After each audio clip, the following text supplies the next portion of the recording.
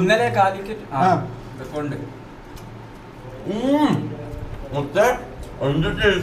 വല്യമ്മ മരിച്ചതിൽ ടെൻഷനൊന്നുമില്ലേ ഗൈസ്? ടെൻഷനൊക്കെ ഉണ്ട്. പിന്നെ ആ കാര്യം നമ്മളെ കൈമ നിൽക്കുന്നില്ല, അതെല്ലാം കഴിഞ്ഞു. എന്തായി കഴിഞ്ഞാലും കുറെ ആൾക്കാർ കണ്ടു, പ്രാർത്ഥന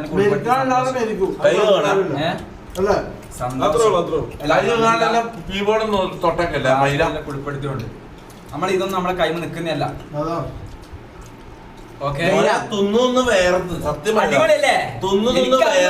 എനിക്ക് അത് മതി.